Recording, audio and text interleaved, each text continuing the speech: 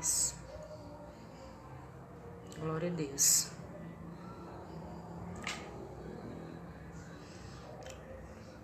Olá, gente. Boa tarde.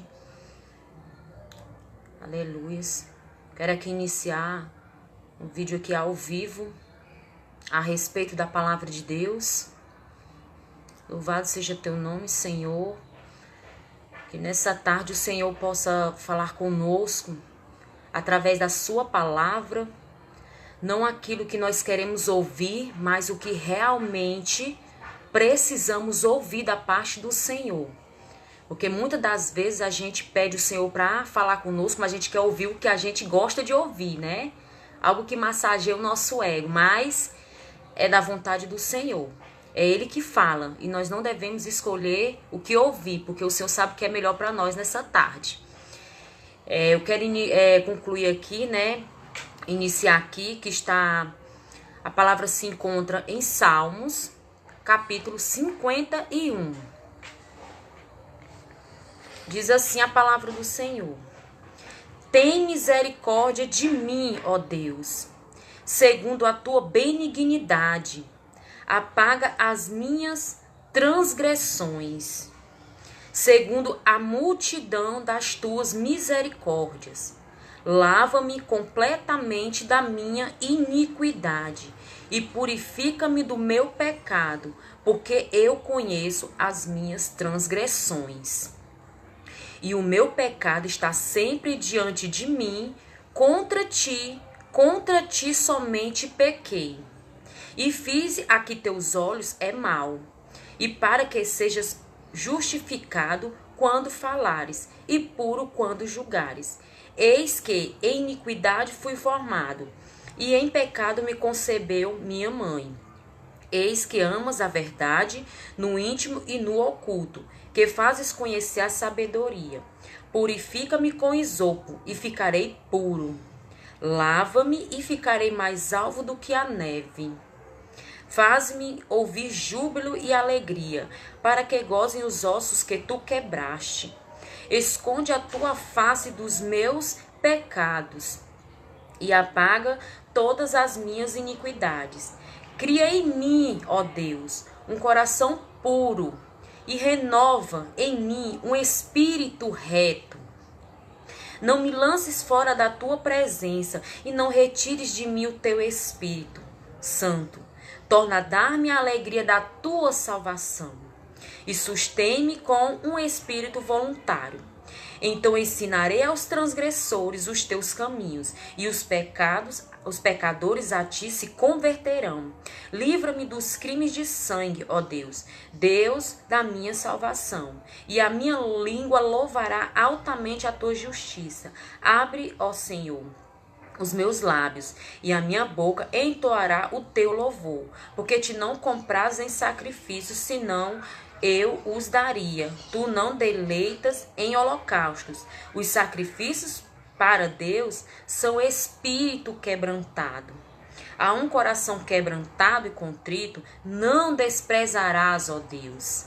Abençoa a Sião segundo a tua boa vontade. Edifica os muros de Jerusalém. Então te agradarás de sacrifícios de justiça, dos holocaustos e das ofertas queimadas. Então se oferecerão novilhos sobre o teu altar. A palavra do Senhor aqui nos diz, né? Fala a respeito de Davi, né? Davi que ele confessa o seu pecado, ele suplica o perdão de Deus, ele roga a Deus que ele renove um espírito reto. Aleluia.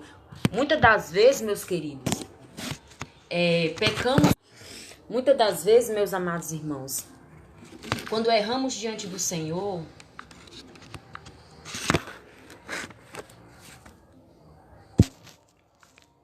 muitas vezes, meus queridos, nós fazemos coisas que não agradam ao Senhor.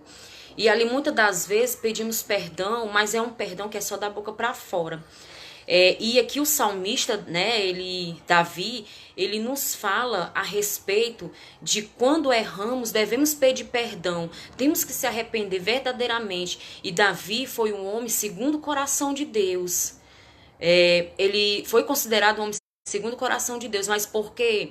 Porque ele era uma pessoa que ele cometia falhas, erros na sua vida, erros horríveis, que nem o caso do pecado do adultério e do pecado também de homicídio, porque ele, além de adulterar com aquela mulher, ele ainda matou o marido, planejou a morte do marido daquela mulher. Então foram 2 pecados horríveis.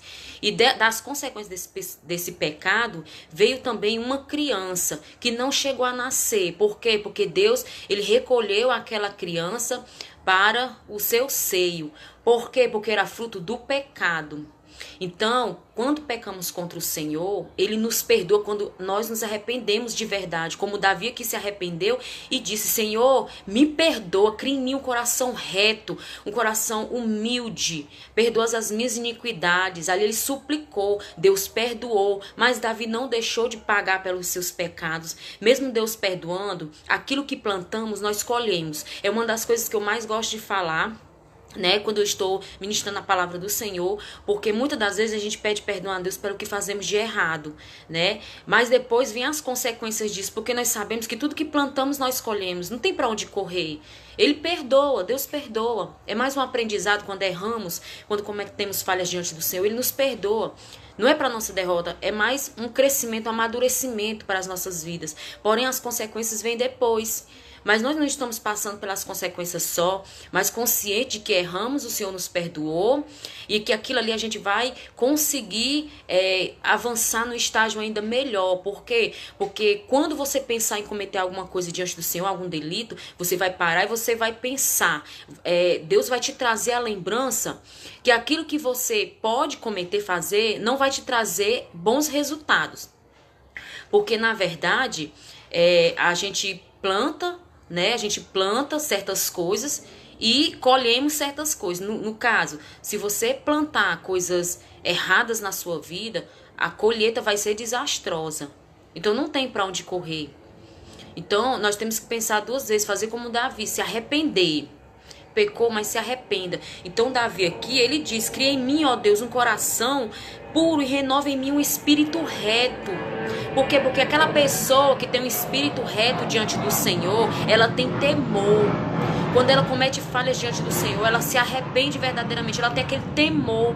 Aliás, muito antes dele cometer aquele delito, o Espírito Santo já vem sobre ele e diz: olha, não vai ser bom isso aí que tu vai fazer, tu vai plantar, mas tu vai colher depois. Isso não é bom, filho. Porque, na verdade, amados irmãos, quando nós entregamos as nossas vidas para o Senhor Jesus, o Espírito Santo de Deus automaticamente vem fazer morada em nós. Então, quando a gente for fazer alguma coisa que não agrada o Senhor, o Espírito Santo de Deus, ele habita dentro de nós. Nós somos o templo e morada do Espírito Santo. Então, o que o Espírito Santo de Deus vai te alertar? Não faças tal coisa, filho, porque não vai ser bom. Não faça isso. O Espírito Santo de Deus, ele já mora dentro de nós, já para isso, para convencer o homem do pecado, da justiça e do juízo. Então, você só comete aquele delito se você quiser. Porque o Espírito Santo já tá te falando, já tá te alertando. Você só faz se você realmente quiser fazer os desejos da carne. Então aqui, no versículo 17, sacrifícios para Deus são espírito quebrantado. A um coração quebrantado e contrito não desprezarás, ó Deus. Ou seja, quando você tem um coração contrito, quebrantado na presença do Senhor, ali você chora, você se arrepende dos seus erros. E aquele teu choro ali de arrependimento, ele vai chegar até o trono de Deus. Ele vai tocar no coração do Senhor, porque uma das coisas que move o coração de Deus é o arrependimento. Deus, ele não resiste um coração quebrantado. Ele não resiste quando um filho dele clama por perdão, suplica por perdão, por mais uma chance. Ele não aguenta, ele levanta do seu trono e ali ele vai de encontro aquela pessoa, aquela ovelha, porque Deus nos ama, Ele está pronto a perdoar todas as vezes que nós pecarmos contra Ele, mas que isso não sirva para pessoas mal intencionadas, que acham que toda vida que pecar, Deus vai estar perdoando. Ele perdoa sim, mas há casos, entendeu? Há casos que tem pessoas que cometem pecado erroneamente, desesperadamente, entendeu? Sem temor de Deus. Então Deus, ele não vai ver isso com os bons olhos. Mas assim, como nós vivemos nesse mundo, nós ainda somos feitos de carne e osso, não temos o corpo glorificado, porque ainda estamos morando aqui nesse mundo, não estamos na glória com o Senhor. Então a gente está sujeito a errar. Mas uma das coisas que agrada o coração de Deus é que se você errar, você clame pelo Senhor. Ele vai ver o teu coração, ele sabe da intenção do teu coração. Entendeu? É diferente de pessoas que erram e choram ali e ficam reclamando. Ali é só remorso. Pede perdão e daqui a pouco tá fazendo a mesma coisa. Então isso foi só remorso. Não é arrependimento. Então temos que ter muito cuidado com esse sentimento que vem sobre nós. Por quê? Porque o coração do homem é enganoso. Só quem conhece o nosso coração é Deus. Ele que conhece o nosso coração, ele que sonda, ele sabe se há dentro de nós algum caminho mau. Às vezes a gente diz que se conhece, mas nós não nos conhecemos. Quem nos conhece é Deus, porque foi ele que nos criou, foi ele que nos formou, então ele nos conhece verdadeiramente, muito mais mais do que nós mesmos. Então, nós devemos criar esse espírito reto diante do Senhor, mas para isso temos que pedir a Deus, né? Para que Deus venha reavivar o nosso coração, avivar a nossa vida diante de Deus. E o que é o avivamento? O avivamento é tornar mais vivo, né? Tornar mais vivo aquele sentimento que nós temos pelo Senhor, de buscar a presença dele, é fome e sede da palavra. Isso é o avivamento. O avivamento não é aquilo que você tá ali na igreja, você grita da glória a Deus e tudo, e sai de lá depois murchinho, não tem absorvido nem a metade da palavra que foi pregada. Isso não é avivamento, não é gritaria, não é esse tipo de... São moveres. O avivamento é aquilo que está dentro de você, é tornar vivo a presença do Senhor continuamente, que quando você sai daquele ambiente, né, que é a palavra, onde tem a palavra do Senhor, que é a igreja, quando você sai daquele local, você vem para casa ainda com aquele avivamento, você chega em casa, você continua naquele mesmo pique de buscar, de orar, de ler a palavra. Então isso é avivamento, tornar vivo dentro de nós a presença do Senhor. Porque Jesus, ele diz na palavra dele, aquele que crê em mim, rios de águas vivas fluirão do teu ventre. Então aqueles que crêem no Senhor, que crêem em Jesus Cristo, rios de águas vivas vão fluir de dentro.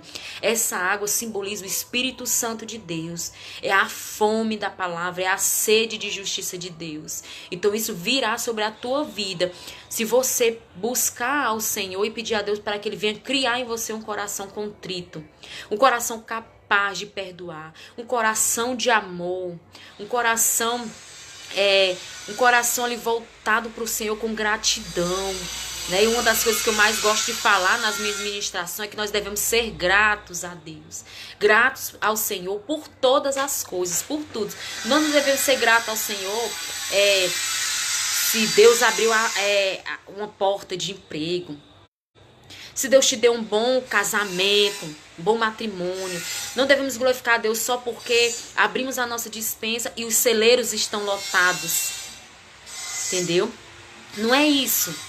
Não é isso. Devemos ter graças e glórias ao Senhor, dar glória a Ele todos os dias, todos os momentos, nas mínimas coisas, na simplicidade das coisas da nossa vida. Ser fiel no pouco, que no muito o Senhor vai nos colocar. Ser fiel em tudo, grato ao Senhor dos momentos ruins e nos momentos bons, em todos os momentos temos que glorificar o nome do Senhor, porque se tá difícil, se tá ruim a tua situação, saiba que você tem que mais e mais glorificar, porque se tá ruim é porque vai ficar bom, porque nós servimos a um Deus que tudo pode, nós servimos a um Deus que ele supre as nossas necessidades.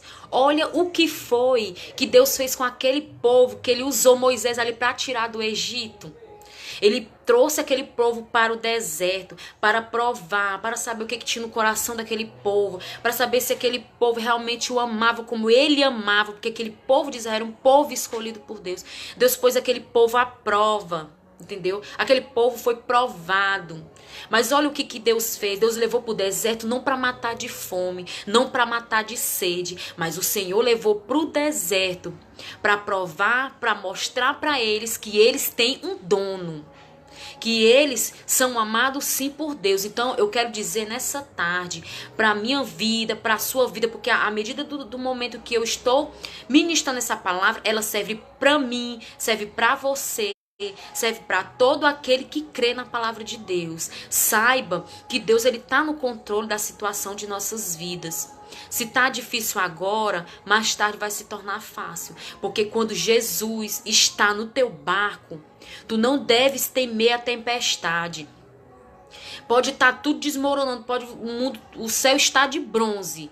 Mas se você crê em Deus, se você confia no Senhor, se verdadeiramente você está fazendo as coisas direitinho, buscando a presença de Deus, pode ter certeza que você vai ter vitória. Porque Deus, ele nos leva para o deserto, não é para que a gente seja derrotado, mas para passar por aquela prova e lá na frente glorificarmos o nome dele e dizer, eu venci, porque Jesus Cristo, ele diz na palavra dele, ele falou para os discípulos, eu venci o mundo e vós também vencereis. É fácil? Não é.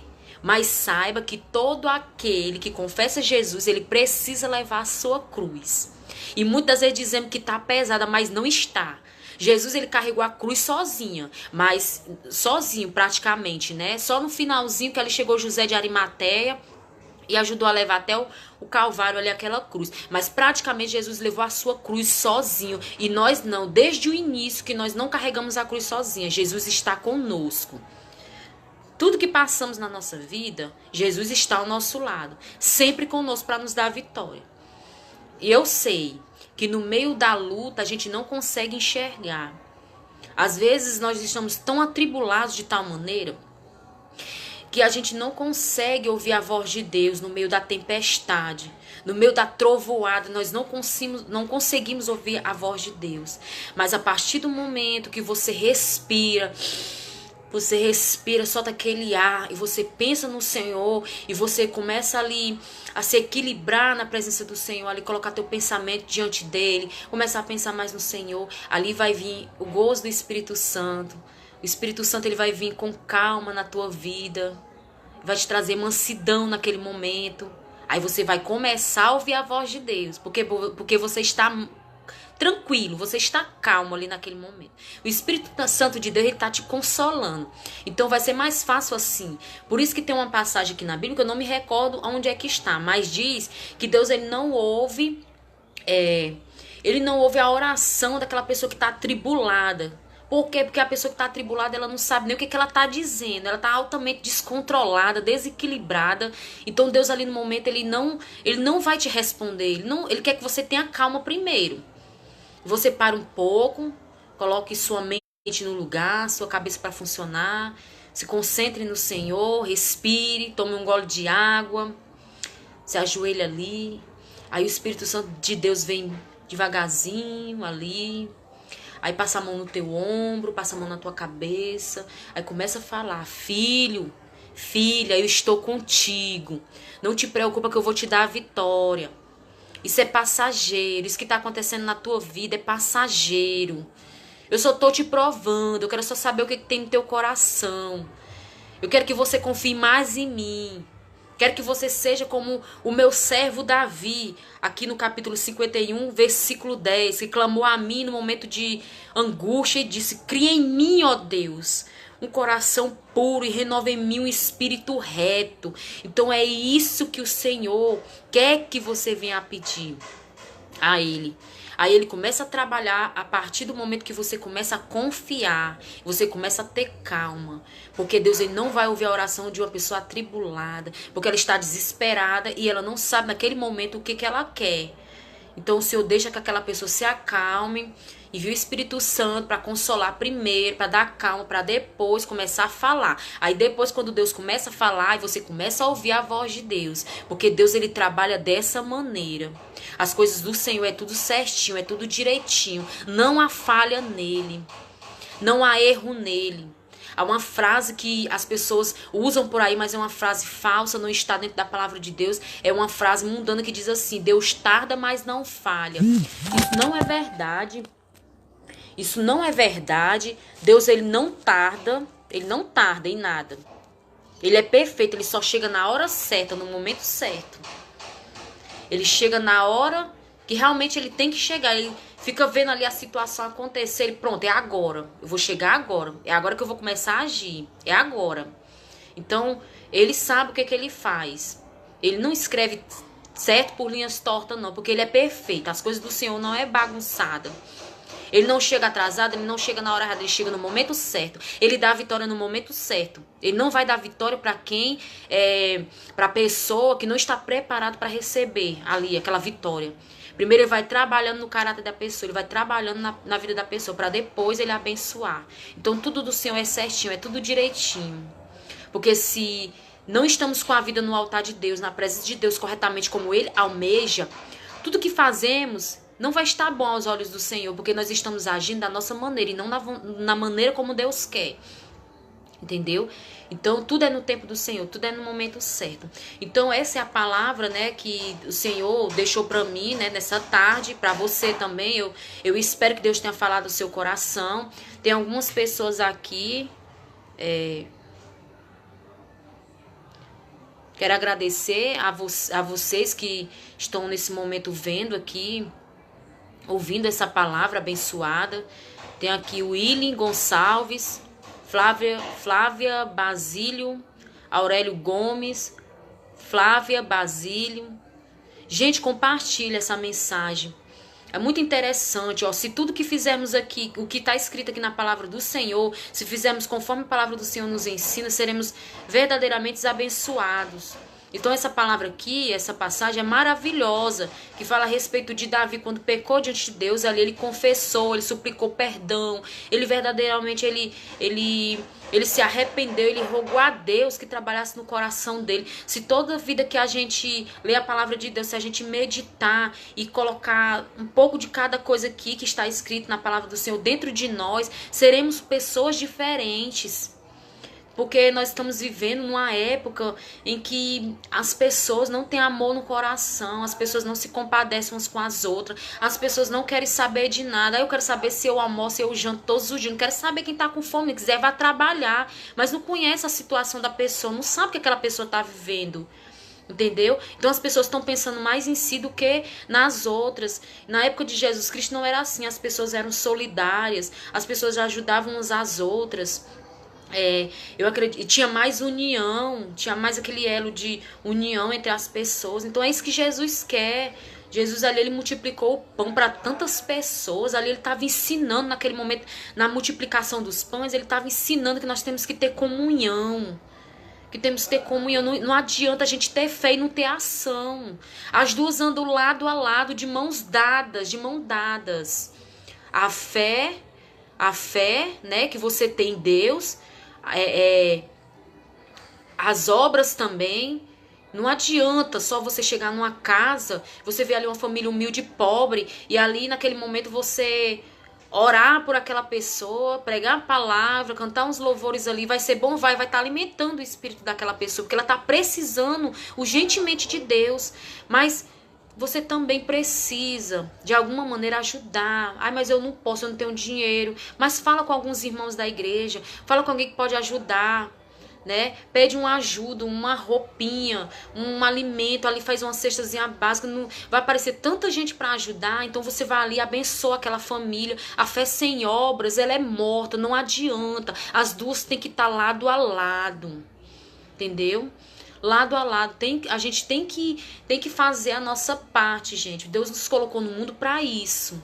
Eu não sei nem porque que eu tô mudando aqui de assunto, né? Comecei a falar sobre... Mas eu acho que tem a ver, né? Porque quem tem um coração reto diante de Deus, assim como Davi, né? Como o rei Davi, né? Como diz aqui na escritura, que ele pede para criar nele um coração reto e sincero diante do Senhor, um coração humilde. Então esse coração, ele é um coração de amor, um coração de Deus, né, dentro dele. Então a pessoa que tem um coração de Deus, ela faz tudo isso. Ele também é caridoso, ele ajuda, ele faz o bem sem olhar a quem, né?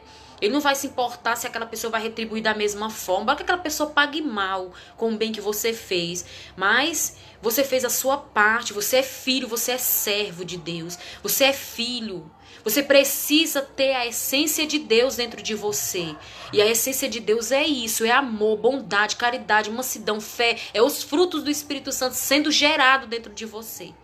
Então, eu quero aqui abençoar a sua vida. Você que ouviu essa palavra, compartilha aí com os seus amigos, com o seu Facebook, para as pessoas. Abençoe outras vidas através dessa palavra. É muito importante. Nós precisamos ouvir mais de Deus. Então, eu te agradeço, eu agradeço cada um dos que tiveram um tempinho para estar me ouvindo nesse momento. Eu abençoo a sua vida no nome de Jesus e quero dizer que Deus, eu não conheço nenhum de vocês que estão me vendo nesse momento, mas o Senhor conhece. Então, Ele vai trabalhar na sua vida de acordo com as suas necessidades. Ele sabe o que é melhor para mim, Ele sabe o que é melhor para você. Então, eu abençoo cada um do que ouviu essa mensagem nesta tarde maravilhosa. Deus os abençoe grandemente. Abençoe grandemente, tanto materialmente como espiritualmente.